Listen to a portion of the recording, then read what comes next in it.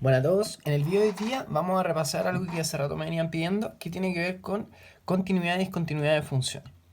Bueno, entenderemos la continuidad de una función en función de la siguiente definición. Sea f de x la función con un dominio que va en cierto intervalo, ese intervalo puede ser acotado o no acotado, y f de x será continua si se cumple lo siguiente. Para cualquier x que yo tome dentro de este dominio, va a existir un límite cuando x tienda a ese valor que yo estoy eligiendo y al mismo tiempo la función evaluada en ese valor va a ser igual al límite. ¿Qué significa esto? Si yo tengo una función que va desde a a b, diré que esta es continua en términos gráficos cuando yo puedo completar completamente la función sin levantar nunca el lápiz.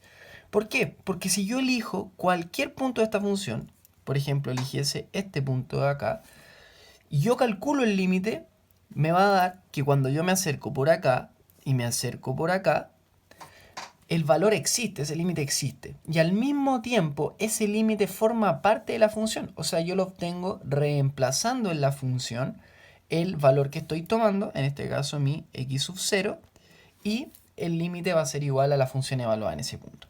Esa función no nos causa ningún problema. Ahora, ¿qué pasa? Nosotros podemos tener funciones en el mismo intervalo AB que sean de este estilo. Llegamos hasta acá y luego nos pegamos un salto, por ejemplo.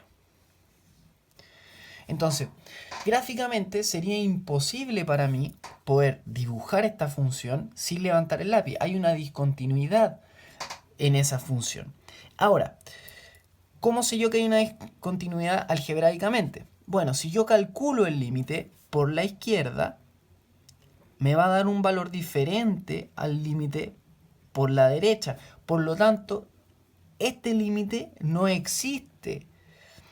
Ahora, el límite puede existir y la función ser discontinua. ¿Cómo es esto posible?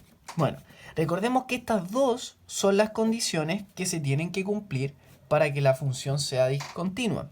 Por lo tanto, ante este escenario nos vamos a encontrar con funciones discontinuas del tipo reparable y funciones discontinuas del tipo no reparable.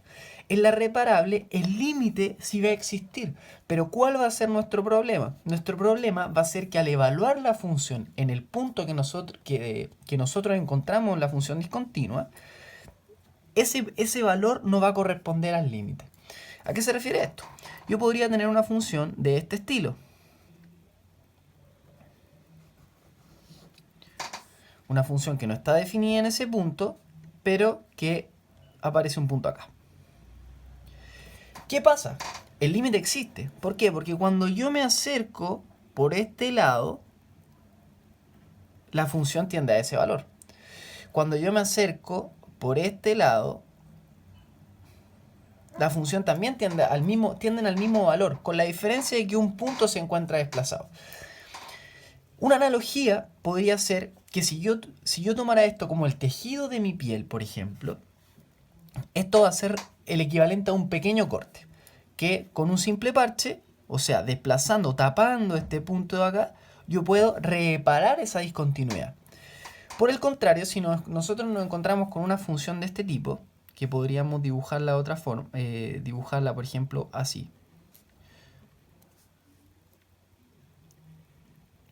Esto ya no sería un pequeño corte en nuestra piel, sino que sería prácticamente como tener un hueso roto. No podemos pegar un hueso roto simplemente poniendo un parche curita. Entonces, diremos que cuando no existe el límite, o sea, cuando yo haga el cálculo y no exista el límite de esa función, simplemente diremos que la función no se puede reparar. Ahora, si la función se puede reparar, lo que haremos será buscar la forma de rellenar ese punto. Un ejemplo para esta situación reparable podría ser esta función por partes. Si nosotros calculamos el límite cuando la función tiende a 0, o sea, no cuando la función se hace igual a 0, sino cuando se acerca a este valor, nosotros lo calcularíamos de la siguiente forma. Diríamos el límite cuando x tiende a 0 del seno de x sobre x. Por límite notable, nosotros sabemos que este valor es 1. ¿No es cierto? Ahora, ¿qué pasa? Dijimos que el valor este que teníamos acá, que iba a ser nuestro x sub 0, reemplazado en la función debería ser lo mismo que el límite. O sea, ese va a ser nuestro problema, que va a dar diferente. Si nosotros lo reemplazamos, decimos que f de 0 en este caso es menos 1. Por lo tanto, aquí es donde nosotros encontramos nuestro problema. ¿Cómo lo vamos a hacer? Vamos a tener una función, en este caso, de este estilo. O sea, vamos a llegar, entonces, aproximadamente, no es una función muy precisa, pero tenemos una situación similar a esta, en donde tenemos una función sinusoidal que al aproximarse a 0, lo que hace es generar este hoyito dentro de la función en términos vulgares y existe un punto que se encuentra afuera. Entonces, ¿qué vamos a hacer? Tenemos que tapar esto. ¿Cómo lo hacemos? Redefiniendo la función de manera que esa discontinuidad se elimine por completo.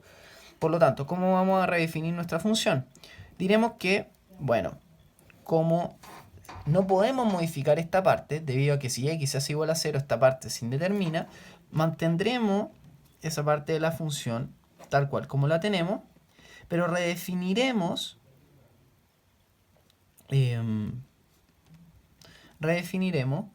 la otra parte. ¿Cómo lo hacemos?